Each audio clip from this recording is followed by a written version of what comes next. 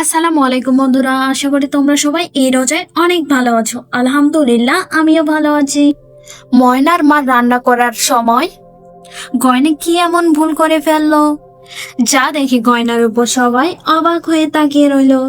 জানতে হলে সম্পূর্ণ ভিডিওটি দেখতে হবে। চলো গিয়ে ভিডিওটি দেখে আসি।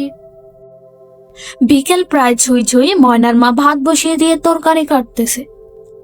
এদিকে গয়না একা একা রুমে বসে আছে। ময়না মার কাজে সাহায্য করছে। কালকে তো আমার ভাত রান্না করতে করতে ইফতারের সময়ই হয়ে গেছিল। তাতে গয়নার বাবার যে কি রাগ, আজকে তাড়াতাড়ি করে চড়িয়ে দিলাম ভাত, তাড়াতাড়ি করে রান্না করব। হ্যাঁ বৌমা, একদম ঠিক করেছো, তাহলে তো ময়নার বাবা আবার আজকে বকা দেবে।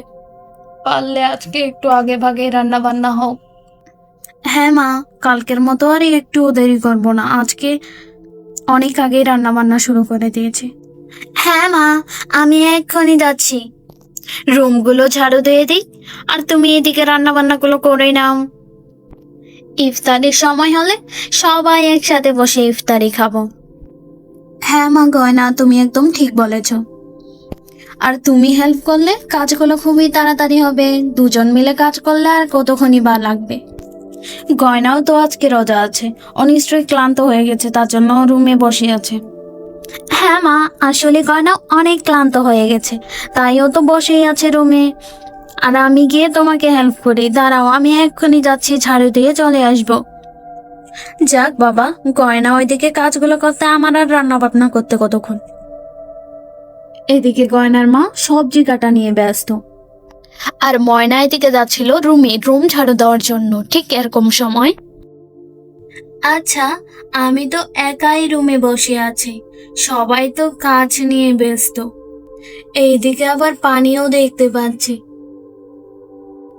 আমি যদি একটু পানি খেয়ে নিই, তাহলে তো কেউই জানতে পারবে না, কেউ দেখতেই পাবে না। এরকম ভাবনা চিন্তা করতে করতে গয়না নেমে পড়লো পানি খাওয়ার জন্য। ঠিক এরকম সময় গয়না গিয়ে হাজির। গয়না, গয়না, এ কি করছিস তুই? আপু, তুমি একদমই জোরে জোরে কথা বলিও না, মা তো শুনে ফেলবে। আমি একটু পানি খেতে চেয়েছিলাম লুকিয়ে, কেউ তো দেখতেই পেতো না, তুমি এসে গেলা। আপু, তুমি একটু কাউকে বলিও না, আমি একটু পানি খেয়ে নিচ্ছি। না গয়না, রোজা রাখলে কেউ আবার এরকম কাজ করে নাকি? আর তুমি যেটা ভাবছো একদমই সম্পূর্ণটা ভুল। তুমি ভাবছো ঘরের মধ্যে খাবে, কেউ তো দেখতেই পাবে না। আমরা না দেখতে পেলেও সৃষ্টিকর্তা ঠিক দেখছেন। কেন আপু, আমি তো ঘরের মধ্যে একদম লুকিয়ে পানি খাবো, তাও দেখতে পাবে?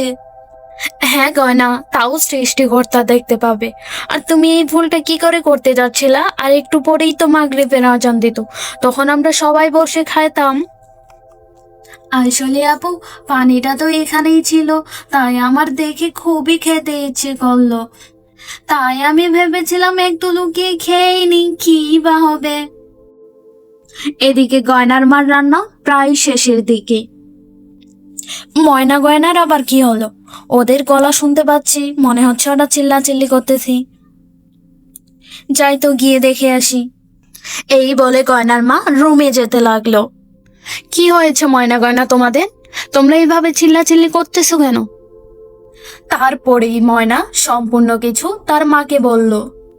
মা শুনে বলল, গয়না, তুমি একদমই ঠিক কাজ করোনি। তোমার যদি এতই পানি তৃষ্ণা পেত, তাহলে তুমি রোজায় রাখতা না, সমস্যা ছিল না তাতে।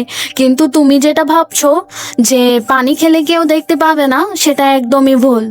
আল্লাহ তাআলা ঠিক দেখে ফেলেন। ও মা, আমি তো জানতামই না, জানলে আমি পানি খাতাম না মা। তুমি কি জানো পানি খেলে কি হতো? পানি খেলে তোমার রোজা রাখা না রাখা সমান হয়ে যেত, শুধু শুধু তুমি খিদায় থাকতা। সত্যিই বুঝি মা, আমার অনেক ভুল হয়ে গেছে, আর এরকম ভুল হবেই না। আচ্ছা মা গয়না, একদম ঠিক আছে। আর তুমি তো তোমার ভুলটা নিজে বুঝতে পেরেছ, এটাই অনেক। ময়না, আমার খাওয়ার দাওয়ার গুলো প্রায় রান্না শেষ, তুমি যাও গিয়ে নিয়ে আসো, আমরা সবাই ইফতারি খেতে বসবো। এই বলে গয়নার মা চলে গেল।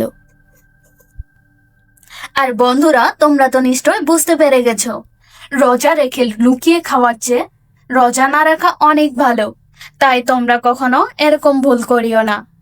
আজকের গল্প এই পর্যন্তই। দেখা হবে নতুন গল্প নিয়ে।